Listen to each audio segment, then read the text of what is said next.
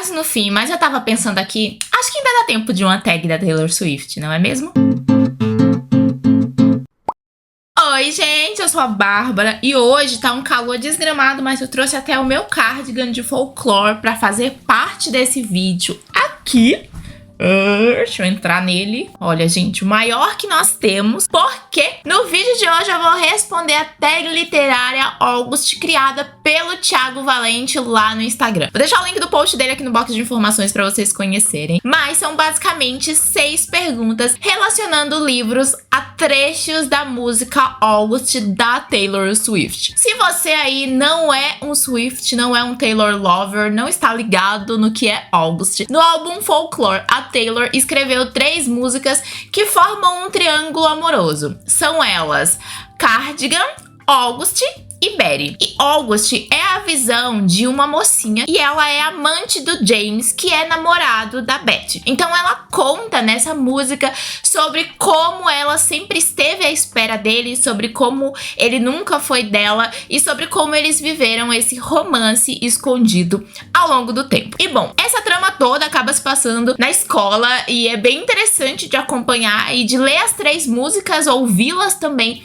e encontrar, né, as vertentes ali, os pontos de encontro entre elas. Eu particularmente sou apaixonada por esse triângulo amoroso e eu acho que vale muito a pena você dar uma ouvidinha aí se você ainda não escutou. Mas, como eu falei pra vocês, a música então foi destrinchada aqui e a gente tem 6 perguntinhas que vão relacionar livros a versos dela. E eu espero muito que vocês gostem, mas chega de enrolação e bora lá. Tô com o post do Thiago aqui pra ler as perguntinhas e compartilhar minhas respostas com vocês. E a primeira é But I Can See Us Lost in the Memory, um livro feito a partir das memórias do protagonista. E bom, eu particularmente amo um livro que trabalha memória. Eu acho que é um ponto muito interessante, é uma narrativa muito legal. É sempre tramas que, né, são bem construídas. Eu até pensei em indicar pra vocês aqui a Biblioteca da Meia-Noite, porque é um dos que mais estão na minha mente ultimamente, relacionado à memória. Mas vocês não aguentam mais me ouvir falar desse livro, então convenhamos. E aí eu escolhi um outro livro que eu particularmente gosto muito, que é Os Prós e os Contras de Nunca Esquecer, do Val Emick. E, gente, esse livro é muito interessante porque a gente tem uma protagonista que ela nunca esquece. A memória dela é excelente, ela lembra de cada pequeno detalhe, de cada pequena coisa. E por conta disso,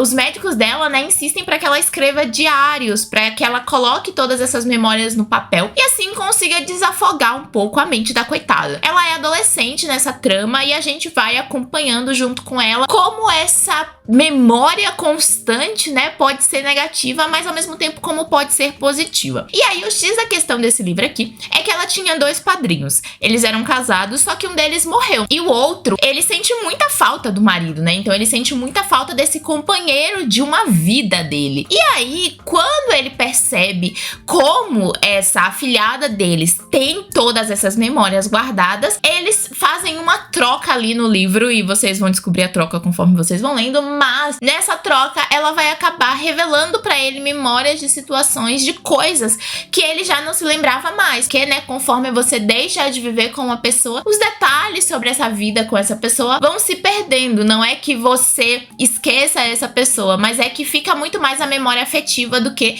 de fato, a memória visual. E aí ela vai relembrando essas cenas e a gente vai vendo o quanto é importante durante o processo de luto essa parte de realmente você esquecer essas memórias visuais. E é um livro muito interessante, muito intenso, porque a gente, como pessoa que tem a memória visual sendo apagada ao longo do tempo, pensa o quão interessante seria ter a memória para sempre, né? Mas conforme a gente vai conhecendo a protagonista e vai vendo o quanto isso também pode despertar gatilhos na gente, a gente vai percebendo como o corpo humano é feito da maneira como deve ser feito. Eu particularmente amo muito esse livro, indico demais a leitura e eu acho que vocês podem curtir bastante. Vamos lá para a segunda pergunta. Will You Call When You Are Back at the School? Um livro que se passa na escola. E pra esse eu escolhi Quando Tudo Ruir, da Lola Salgado. Gente, eu amo esse livro. É uma trama que se passa no colégio e é um drama misturado com, assim, romance juvenil. Enfim, é aquele livro que é um sopro de vida, sabe? Mas na trama a gente vai conhecer a história da Alana. Ela é uma garota que era uma modelo de muito sucesso, enfim, tava tipo no auge da carreira dela quando ela sofreu um acidente e perdeu uma das pernas. E aí, por conta disso, ela acabou ficando trabalhando em casa por um ano pra se recuperar desse acidente, né? E, enfim, se recuperar tanto física quanto mentalmente. Mas agora ela tá de volta pro colégio. E ela tá um pouco assustada como vai ser voltar pro colégio, porque ela, enfim, perdeu um ano de escola. Ela não sabe quais serão as reações dos colegas dela diante de tudo que aconteceu com ela. Só que ela acaba conhecendo um novo estudante ali. E eles criam, né, um laço muito bonito e muito forte. E é muito interessante essa trama. A gente mergulha de fato nas relações entre o casal protagonista, nas histórias de vida deles, né, no que eles sentem, como é estar de volta ali, porque a gente acaba percebendo que o nosso mocinho também tem uma vivência aí um pouco complexa com relação a algumas coisas. E eu particularmente gostei bastante de como a trama foi enredada como um todo e de acompanhar a relação desse casal, e eu acho que é uma leitura que vale muito a pena. Próximo é Back When We Were Still Changing for the Better, um livro sobre adolescência. E, gente, adolescência é um ponto assim que a gente sente muito, que a gente tá sempre focado em querer, né? Que é um momento da vida da gente que as coisas, elas parecem que tem um peso muito maior do que elas realmente têm, porque conforme a gente vai crescendo, a gente vai percebendo que as coisas são um pouquinho diferentes. E um livro que eu acho que exemplifica muito isso é Cure Meu Coração. Nessa trama, a gente tem uma protagonista que ela passou por uma situação bem complicada no colégio, e assim, ela não sabe como vai ser voltada às férias de verão, sabe? Ela saiu de férias com a família dela, ela tá ali vivendo aquilo intensamente porque ela tá um pouco amedrontada de como vai ser voltar pra casa. E aí a gente vai acompanhando isso, tentando entender o que é que aconteceu no colégio,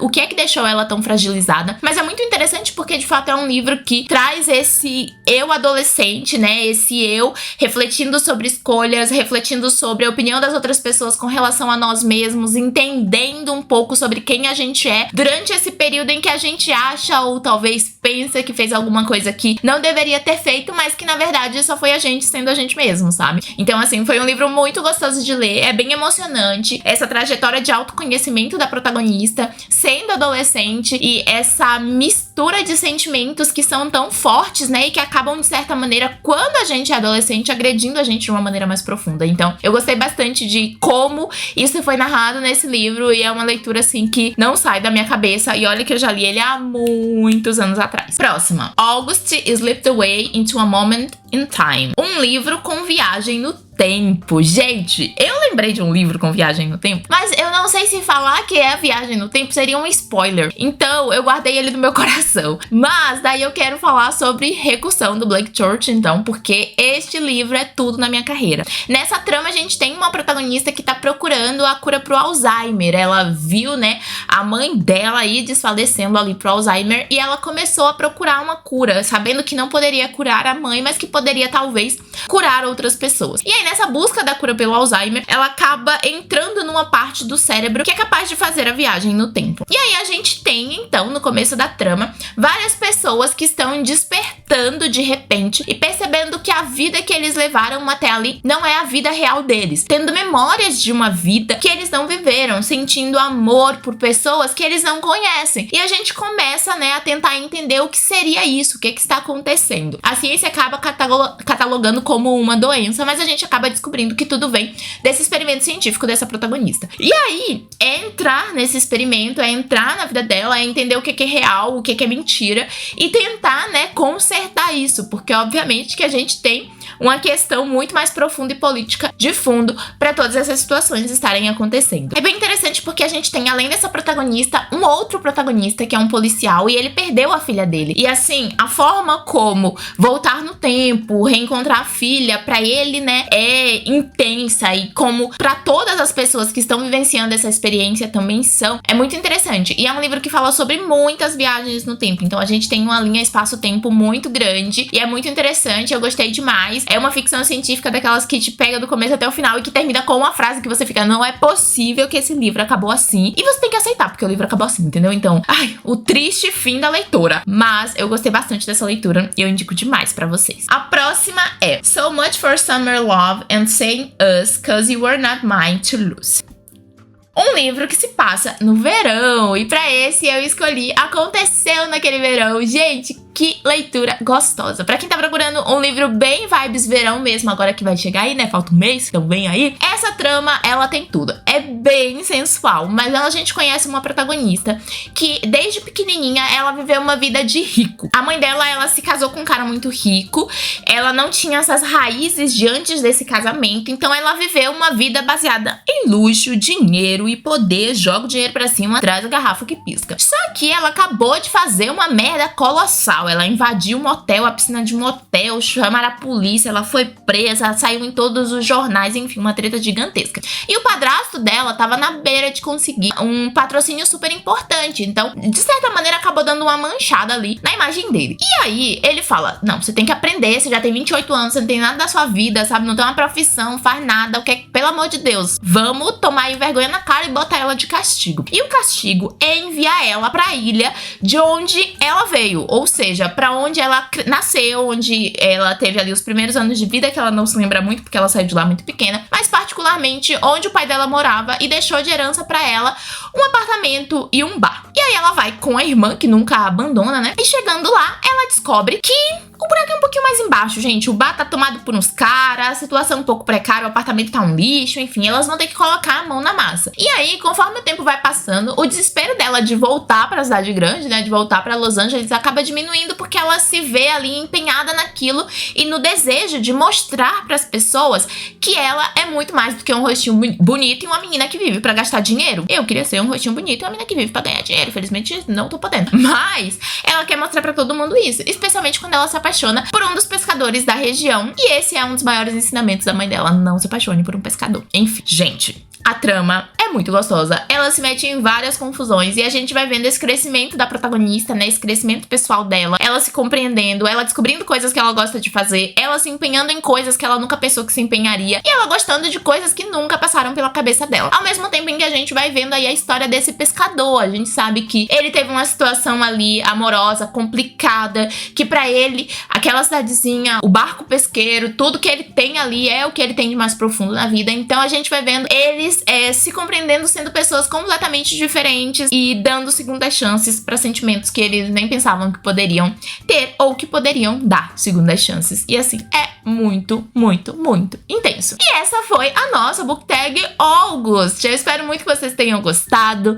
Me conta aqui nos comentários qual livro você colocaria em qual categoria. Eu vou deixar todas as perguntinhas aqui embaixo e também vou deixar o link de todos os livros que eu mencionei para vocês poderem comprar se te interessou. E usando meu link, vocês sabem, me ajudam bastante. Mas me conta, do Triângulo Amoroso da Taylor Swift, pra quem você torce? Eu torço pra Beth.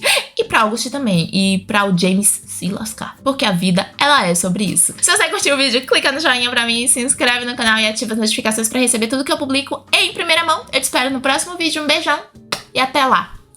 Tchau.